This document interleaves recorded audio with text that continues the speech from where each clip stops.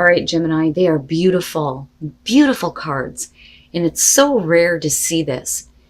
Not too often do we realize that we have the power to create the lives that we have been imagining. But for a lot of you, it's going to come through a really unique opportunity. So follow the white rabbit. Curiosity meets opportunity. And then you have imagine. This one says a wondrous opportunity is going to break through your ordinary reality and give you the chance to change your world and your perception forever. That's huge. That is huge. But I think that this is an opportunity that some of you have been imagining for yourselves. But now it's all about you making that reality. Imagine is saying turning imagination into manifestation, creative thought, visualization, the power of aligning imaginary and feelings, creativity, but it also shows illusions. But the thing is with follow the white rabbit, this is an opportunity coming through that you would not have expected. You may have imagined for yourself, but really it's up to you, and it may change your life forever. And it's so rare. It's so rare to see people finally step into that power. And I love it. I think it's beautiful. The only problem that I have is where you guys are going dark. Now, this would make sense.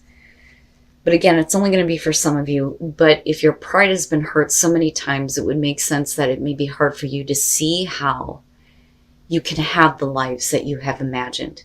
How an opportunity is going to bring you to that point. So, downcast pride. The moon phase here is new. The stage is depression. It says bending to adapt becomes an excuse for the habit of bending. And the sentence says the root of sadness and grief is deeper than the skin. The only delusion is the gray sky. And then going dark. It says survival is a direct consequence of adaptation. What we call adaptation is not the result of a subtle but constantly constructive change of ourselves, but rather a mockery of it, as we strip day by day of our dignity in order to avoid conflict with a world that would spread us apart. How can we endure this? Maybe through the power of responsibility or through a hidden core of identity. Sometimes we don't use the best parts of us, but rather we draw from the ugliest. We survive and bend our knees because we draw out from our laziness, fear, and disgust. We let our deepest roots go dry, replaced by what can only be called a surge of lack of self-esteem. We are deluded when we think that we are only sacrificing our pride. We cling to vanity, but we can't afford dignity. Isn't it sad? Honestly, the true delusion is our faith in fall and winter, while we discard spring and summer as fairy tales. The sky can change color too, as long as we sometimes look up. We can notice. I look at that as stop bending at the knee for people who would otherwise want to tower over you. It's done. No more low self-esteem, no more feeling like there is nothing to be proud of. Because if you are in this place, it may prevent you from seeing a life-changing opportunity where you get to create what you've always imagined, right? All right, Gemini, here's your overall. The star. Perfect. It's perfect. You and Aquarius, I'm telling you, you guys have beautiful cards. The star is your overall. Hope, being restored, healing, realizing that you deserve better than what you've experienced, seeing the bigger picture, the bigger and the better. I love this because no matter what is going on around you, there is a reason to believe that hope can be restored to you and that a situation can be healed.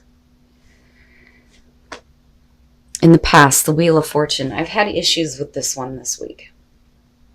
And I've been talking a lot about fate and not feeling like we are in control of our fate and that shit just kind of happens. Now, in some cases, I've seen this as, second chances, another go around, which is possible here. So with the star, I see this as a good thing. I don't necessarily feel like this is going to be about a repeating cycle, but even if it is here, I do think that it's breaking that now. With the Wheel of Fortune normally here would suggest that fate and fortune is coming your way, right? It's a change.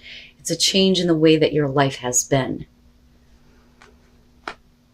Now, in the present, the Seven of Pentacles.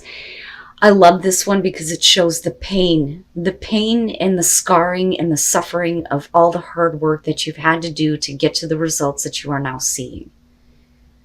But again, with the Seven of Pentacles, we're talking about reevaluating what you have to show for what you have put into something, all the hard work that you have done. You know, and I've always said, the best description for this I've seen, it has to be the steampunk. It says, how is reality stacking up to your expectations? You know, so this could be reevaluating a situation because of another opportunity coming around here, especially with the Wheel of Fortune. And it may be, you know, you looking at how you can do things differently to get more, to gain more, to get more of those results that you're wanting to see. But I'm interested in what you're reevaluating here. The sun, and the star. Look at it. I love your readings, Gemini.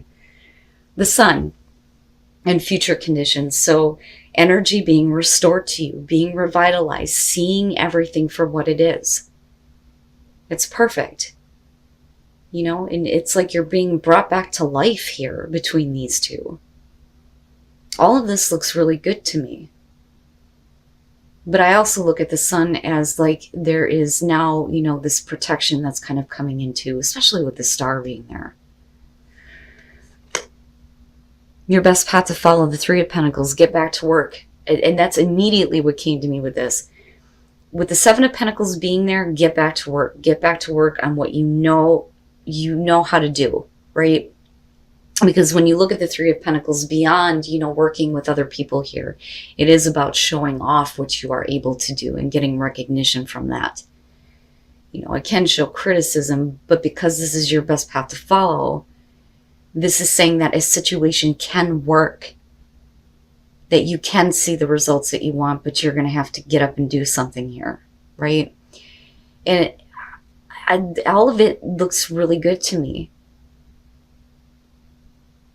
But I still feel like there's a need to like push you, you know, like go now, go do it, right? Go do what you know how to do, show it off. Well, there you go. That would explain why the Eight of Swords in your environment with the Seven of Pentacles. For a lot of you, you may not see how there's anything else that you could possibly do to get better results. So even though you may be reevaluating an opportunity that may be coming back around for you with the Eight of Swords, you may feel like you are stuck. There is no movement forward. There is no way to move forward. But like I've always said with this one, those thoughts are like your devil. They keep you trapped. They strip you of hope. But the star is saying something much different here. You know, and look at it. I mean, like, right? Your work making you a star. It looks really good. But whatever this opportunity is and whatever is coming back around here with the Wheel of Fortune, I feel like it's a good thing for you. I think like it's a better opportunity. It's a different cycle this time. But the way that you're looking at it is, I've sacrificed so much, I've done so much, how can it produce what I want? You know, but like with the sun being there, like I said, it feels like life is kind of like being breathed back into you and what you're wanting to do or what you're wanting to work on, especially creatively with, you know, what you have going on here with the White Rabbit and Imagine, you know. This is really so much bigger than what you think. And that's, you know, very clear with the sun and the star, but with the oracle cards alone. Wow, Gemini, the hell? Okay, your hopes and your fears, the Knight of Wands. This I look at as fearing that you're not going to be able to go ahead and follow a passion, because the Knight of Wands is action with passion, right? A lot of times it can show things that are in and out of your life, but I don't think that this is the case. I think that this is specifically about you and the fear that you have surrounding being able to act toward something that you've already put a lot of blood, sweat, and tears into and didn't really get a lot out of. You know, so there's that fear of, you know, can I find that passion again for this? Can I find that drive? Can I go for it? You know, that's kind of how I see this, especially with everything that's going on here. You know, but then you're also talking about the consequences of actions, right? If I follow through on this, what are the consequences going to be? And that's only because it's in this position where there are hopes and fears tied to this. Can you follow it, right? But like I said, it's like life is being breathed back into something. And then coming out the 10 of Cups. Gemini, you have a beautiful fucking reading. I'm telling you right now, with some of the shit that I've seen, look at it. I mean, look at that, I love it when readings like this happen. Because this is what I hope for everybody. To get to that place where you feel happy, where you have everything that is going to make you happy. Happy home, happy relationships, happy life. With the sun being there and looking at the star, the sun is a damn star, for Christ's sakes, And then you lead to the 10 of Cups. I just think that for some of you, where you're at right now, I don't know that you want to go through it again because of what you've experienced before. Because you're already reevaluating what you have and what you've done. But here it comes again, right? And for a lot of you, it's going to be specifically having to do with your talents and what you know how to do. Man, but that's good, right? That is definitely showing deep personal transformation here. Who you were is no longer. And oh my God, if I'm not getting that like consistently this week. Okay, from the beginning here, the 2 of Pentacles. Sorry, guys. So I look at that and immediately, and again, right? Like bending over backwards, being a little bit too flexible.